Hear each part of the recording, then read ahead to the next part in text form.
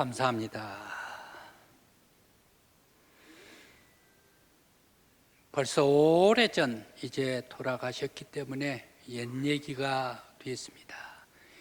영국의 런던에서 이런 일이 있었습니다. 여름날에 폭우가 쏟아졌습니다. 그런데 런던 교외에 한 농가를 지나가던 사람들이 농가 주인에게 가서 우산 하나만 빌려주십시오 라고 알지도 못한 농가에 들어갔습니다. 이 주인께서는 알지도 못한 사람에게 내 우산을 빌려줄 수가 있는가, 좋은 우산을 빌려줄 수가 있는가, 받을 수가 있나. 그렇게 해서 그 집에서 좀 낡은 것, 우산살도 좀 떨어진 것, 그러한 것을 내서 빌려줬습니다. 그랬더니 빌려간 사람이 자기의 가지고 가서 자기의 여주인님을 씌워 주었습니다. 그리고 떠났습니다. 한 며칠 후에 편지를 가지고서 한 사람이 오게 되었습니다. 예쁜 편지를 포장해 가지고, 그러면서 우산까지 예쁘게 포장해 가지고 이 농부에게 다시 가져다 주는 겁니다. 그때 펴봤더니 이렇게 기록되어 있습니다. 감사했습니다. 정말 감사했습니다 라고 정중한 인사와 함께 빌렸던 우산을 여인의 사인까지 해가지고 다시 가지고 왔습니다. 그런데 이 여인의 사인을 봤더니 깜짝 놀랄 수밖에 없는 사인이었습니다. 세상에 엘리자베스 여왕 사인 딱 돼 있습니다. 세상에. 그때 내 집에 왔던 여인이 엘리자베스 여왕이었단 말인가? 내가 왜 왕을 알지를 못했던가? 그러면서 내가 대실수를 했다. 알았었더라면 우리 집에서 제일 좋은 것, 우리 집에서 가장 좋은 것, 이것을 왕에게 주었을 건데 내가 그때는 여왕님을 알지를 못했다라고 아주 스스로 한탄을 했습니다. 영국 여왕을 알아보지 못하고 대접하지 못했던 이 비극적인 실수가 성탄을 맞이했던 이스라엘에서도 있었습니다. 만왕의 왕이시고 만주의 주이신 예수 그리스도께서 유대 땅에 오실 때에 이방 나라 사람들은 다 알고 경배를 합니다. 그런데 이스라엘 내에, 가나안 땅 내에, 예루살렘 내에, 예루살렘 궁궐 안에 살던 사람들은 예수를 메시아다라는 것을 모르고 오히려 시기하고 질투하고 배척한 말씀이 오늘의 성경의 말씀입니다. 유대인의 왕이 나셨다는 소문을 동방 박사는 들었습니다. 소식을 들었습니다. 헤롯 궁궐에 있는 헤롯 왕도 동방 박사를 통해서 유대인의 왕이 태어났다라는 소식을 들었습니다. 또 헤롯은 한 가지 더 자기의 부하들을 신복들을 시켜가지고 어디에서 메시아가 나느냐, 어디에서 유대인의 왕이 나느냐라고 성경 박사들에게 조사시켜가지고 베들레헴에서 난다라는 것까지 다 알고 있었던 헤롯 임금님이었습니다. 그런데 오늘 본문 말씀에 동방 박사에 가는 길과 헤롯에 가는 길이 왜 이렇게 완벽하게 달라졌을까? 무엇이 그들 마음에 있었을까? 바로 이것을 오늘 말씀으로 삼아 봅니다. 왜 동방 박사들은 별을 따라왔을까? 그들은 박사들이 아닌가? 박사들이라면 페르시아 왕국이나 나바티아 공화국에서 왕을 모시는 척사들이 아닌가? 왕국에서 가장 지혜로운 지식인들, 그리고 또한 총명한 사람들, 그리고 왕의 사랑받고 왕이 아끼는 신복 중에 신복들이 바로 이 동방 박사들이 아닌가? 그들이 왜 별을 관찰을 하다가 이상한 빛을 발하는 것을 보고 예루살렘으로까지 왔을까? 이 별빛은 무슨 빛으로 빛났을까? 그리고 동방, 페르시아, 나바티아 지혜로운 사람들, 이 지혜로운 사람들은 무엇에 사로잡혔기 때문에 그 자기의 나라에서, 자기의 궁궐에서 예루살렘까지 아니라 베들레헴까지 머나먼 길을 찾아 여행을 했을까 생각을 해봅니다. 동방 박사들은 거룩한 여행을 했는데 반대편으로 헤롯 임금입니다. 예루살렘 궁궐에 있던 헤롯 왕은 예수의 탄생 소식을 듣고 무슨 생각으로 헤롯 임금님 머릿속에 가득 찼을까? 왜 헤롯은 동방 박사들이 전해준 유대인의 왕이 태어났다라는 소문을 듣고 소동을 일으켰을까? 헤롯뿐만이 아닙니다. 왜 예루살렘 궁궐 내에, 헤롯 궁궐 내에 안에 있는 모든 사람들, 신복들은 모두가 다 함께 헤롯 왕이 소동을 벌이니까 정신없이 정신을 잃어버리고 함께 소란을 떨게 되었던 헤롯 궁궐이 되었을까 생각을 해봅니다. 그리고 박사들은 아기를 경배하고 황금과 유황과 몰약으로 경배를 했습니다. 경배하고 집으로 돌아가는 길에 헤롯 임금님이 그렇게 부탁을 했습니다. 너희들이 경배하고 유대인의 왕을 찾고 경배하고 돌아갈 때 우리 헤롯 궁궐에 반드시 와서 나에게 어디에 있는지 알려달라라고 얘기를 했는데 동방 박사들은 자기의 길로, 다른 길로 고국으로 그냥 가버리고 말았을까? 왜 다른 길로 가버리고 말았을까 생각을 해봅니다. 먼저 헤롯 임금님의 마음은 무엇으로 가득 찼을까? 헤롯은 유대인의 왕이 났다라고 소식을 전해 듣고 그만 노기가 충천해버리고 말았습니다. 유대인의 왕이 나타났다, 미래 왕이 나타났다. 지금 유대인의 왕은 내가 왕인데 미래의 유대인의 왕이면 우리 가문에서 나야 될 것 아닌가? 그러면 우리 며느리한테 물어보면 며느리는 애 낳을 사람이 없다는 얘기예요. 손자 며느리까지 물어봤는데 손자 며느리 외가 친가 아무도 없다는 얘기예요. 그러면 어느 가문에서 유대인의 왕이 났단 말인가? 바로 이 다른 가문에서 났다라는 얘기는 바로 이 왕에 대한 대적이 아닌가, 반란이 아닌가, 노기가 충천해버리고 말았습니다. 그래서 바로 이 하늘을 치솟는 귀란 화로 말미암아 이 헤롯은 이 도저히 앉아 있을 수가 없었습니다. 그리고 또 다른 길로 간 동방 박사들, 하나님께서 또 계시를 해 주시는데 헤롯 궁궐로 다시 가지 말고 돌아서 가라라고 동방의 박사들에게 또 계시를 해 주십니다. 하나님께서 다른 길로 계시한 것은 헤롯이 경배하러 나도 가겠다라고 얘기를 한 것이 자기가 경배하러 가는 게 아니라 아무튼 바로 그곳에 가서 베들레헴에 가서 모든 난 아기는 전부 다 후사가 두려워서 모두가 다 싹순을 잘라버리겠다, 살육하기 위해서 가겠다라는 뜻이었기 때문에 하나님께서는 동방 박사들에게 헤롯에게 가지 말고 다른 길로 고국으로 돌아가라라고 계시해 주었습니다. 이래저래 헤롯 왕은 그의 마음속에 노기가 하늘을 찔렀습니다. 권력 욕심으로 혈기가 화가 충천했던, 그러면서 화를 억누를 수가 없어서 소동하고 소란을 벌였던 헤롯 임금님이었습니다. 여기에 비해 동방 박사들은 무엇으로 가득 찼을까요? 동방 박사들에게 가득 찬 것은 하나님의 신비함으로 가득 차 있었습니다. 호기심으로 가득 차 있었습니다. 하나님의 계시로서 가득 차 있습니다. 하나님께서 별을 통해서 계시해 주셔서 하나님의 신비로 가득 차 있어서 신비한 계시에 이끌려서 동방 박사들은 머나먼 베들레헴까지 걸어서 낙타 타고 유대 임금을 찾아왔습니다.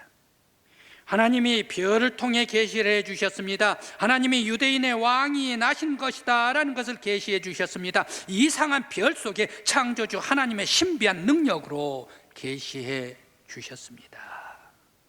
많은 사람들은 그렇습니다. 왜 별이 반짝반짝 신기하게 이상한 빛을 발했을까? 도저히 저것은 있을 수가 없지 않는가? 이 세상에서는 있을 수가 없지 않는가? 맞습니다.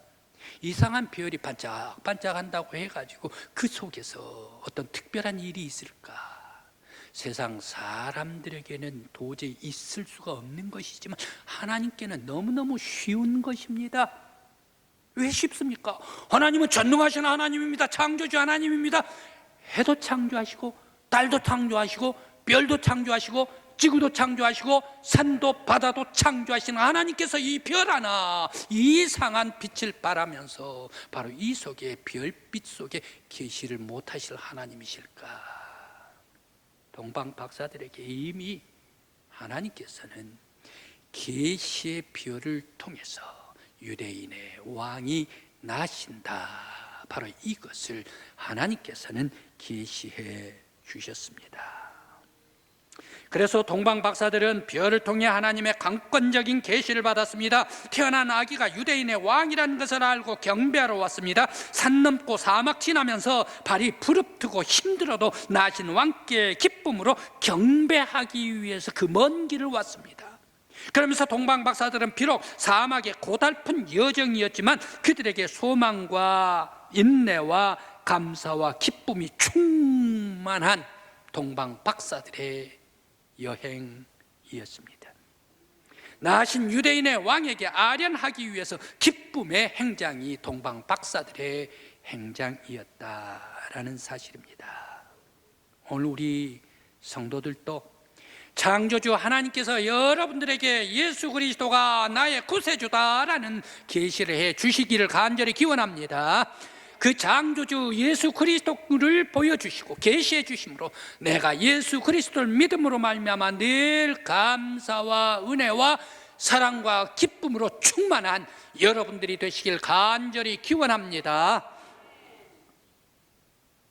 사람들은 동방 박사와 같이 하나님께서 주신 기쁨으로 은혜로 가득 차야 합니다. 그때 영혼에 사랑이 피어오릅니다. 감사가 피어오릅니다. 하나님을 알고 하나님을 송축합니다. 하나님께 영광을 돌려드립니다. 겸손히 주님께 의지합니다. 동방 박사들과 같이. 그런데 헤롯과 같은 사람들은 어떻습니까? 악과 노기로 충천할 때에 그곳은 이미 시기와 질투로, 노기로, 광기로, 싸움으로, 전쟁으로, 미움으로, 질투로 가득 찬 곳, 마귀가 주는 곳, 그것은 이미 지옥입니다. 우리는 하나님의 영감과 계시로 충만해서 은혜와 기쁨이 가득 차 사랑으로 따뜻한 천국을 여러분의 가정에서 이루시길 간절히 기원합니다. 우리 교회가 이루어지길 간절히 기원합니다.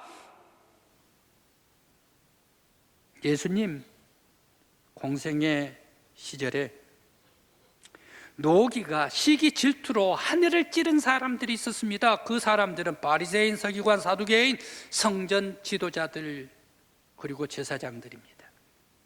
그들은 예수를 십자가에 못 박으라 라고 외쳤던 사람들, 섬창했던 사람들이 그들이 아닙니까?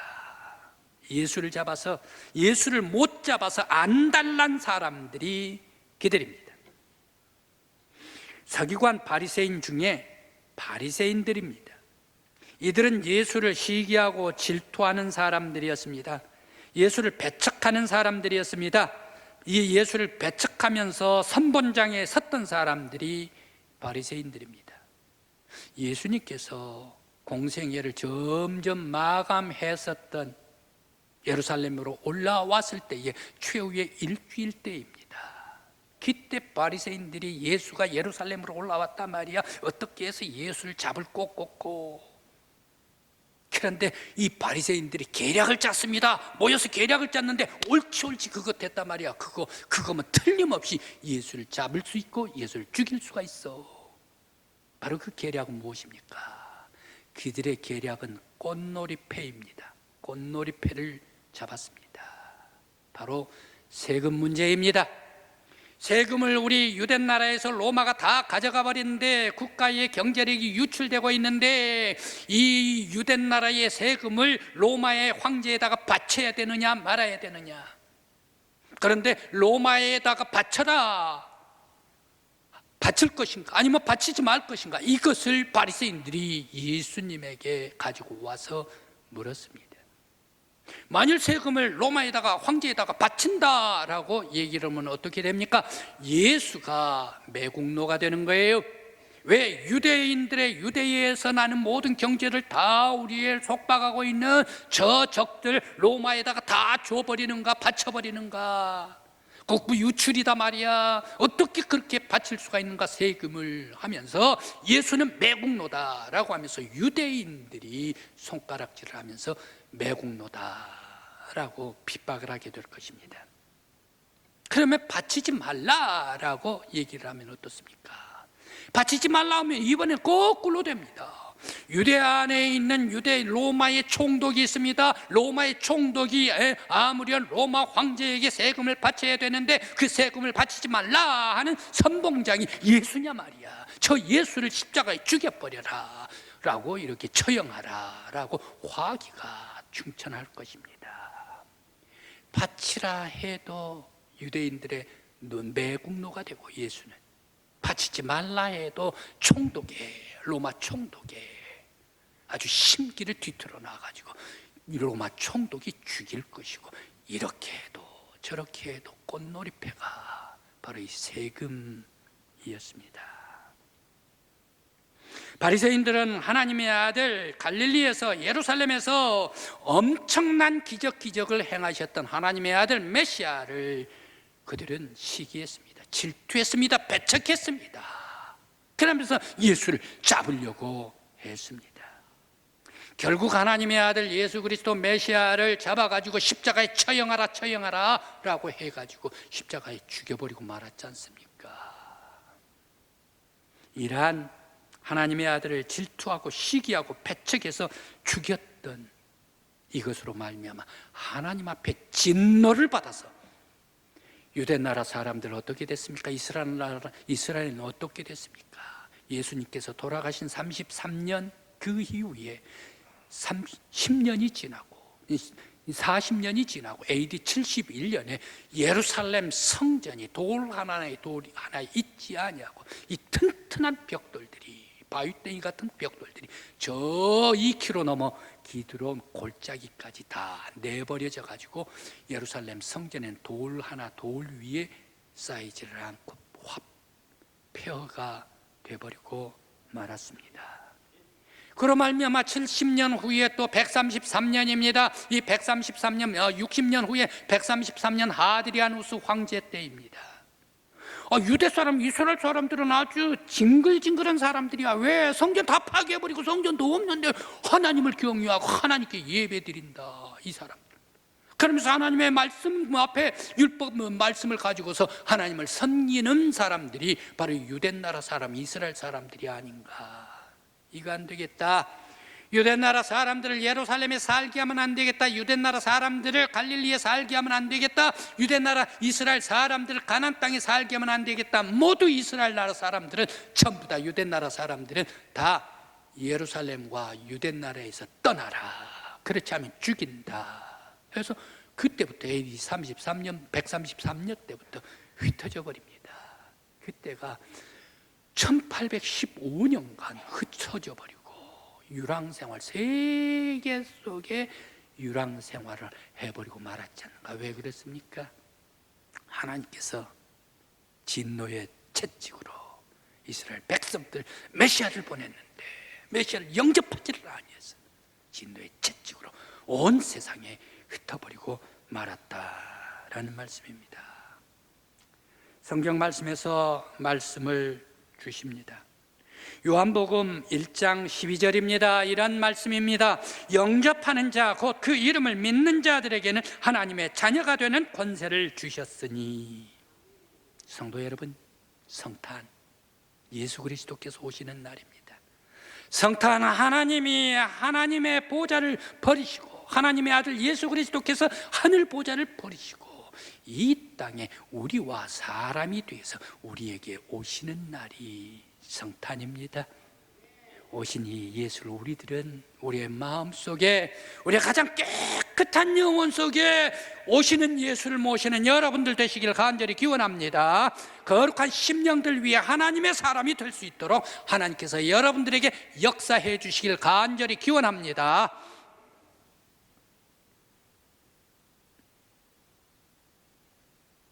예수 탄생을 의심하는 한 여인이 있었습니다. 이 집은 거꾸로 됐어요. 남편이 믿음이 좋고 여인은 믿음이 의심을 해요. 추운 날 겨울 한방눈이 몹시 많이 내렸습니다. 그런데 성탄절 밤이었습니다. 신앙심이 깊은 남편을 따라서 성탄 예배를 드리려고 예배를 드리고 이제 집으로 돌아옵니다. 예배를 드리고 돌아오는 아내가 계속해서 의심을 품습니다. 어떻게 하나님이 인간으로 오실 수가 있는 것인가? 난 아무리 믿으려 해도 믿을 수가 없어요 라고 얘기를 합니다. 그런데 남편은 팔방으로 설명을 합니다. 만방으로 설명. 그래도 아내는 의심해버리고 맙니다. 소용이 없었습니다. 그때에 문 앞에서 참 이상한 일이 벌어졌습니다. 눈이 소복이 오는데 참새떼들이 집 마당에 내려앉아 있었습니다. 그런데 이 참새떼들이 먹이를 주워 먹지를 못해가지고 비실비실 거렸습니다. 눈이 가득 쌓여버리니까 모이가 보이지를 않는 거예요. 힘이 없어서 먹지를 못해가지고 비실비실한. 그때의 남편은 얼른 가가지고 집에 광에 가가지고 곡식을 가지고 와서 새들에게 뿌렸습니다. 새들에게 뿌리니까 그 새들이 모이를 주워 먹습니까? 파더덕하고 날아가 버리고 말았습니다. 그때 남편은 이렇게 얘기합니다. 새들아, 난 너희들을 해치려고 하는 것이 아니야. 너희들이 이 눈 속에서 곡식을 먹지를 못하면 너희들이 죽고 얼어 죽기 때문에, 배고파 죽기 때문에 내가 너희들에게 모이를 주는 거야. 어찌 새들이 사람의 마음을, 어찌 새들이 나의 사랑을 알 수가 있을까? 내가 내 사랑을 너희 새들에게 어떻게 전할 수 있겠는가? 내가 새가 되지 않고서는 새들이 사람들의 사랑을 받을 리가 없지 라고 푸념을 합니다. 바로 그때 아내의 머릿속에 순간적으로 광명이 번뜩하고 지나갑니다.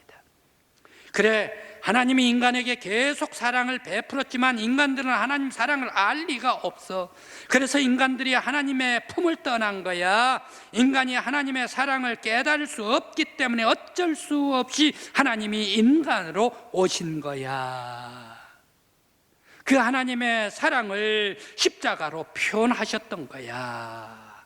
아내는 새들의 모이 속에서 놀라운 하나님 예수 그리스도 탄생하신 오심에 영감을 받고 계시를 받았습니다.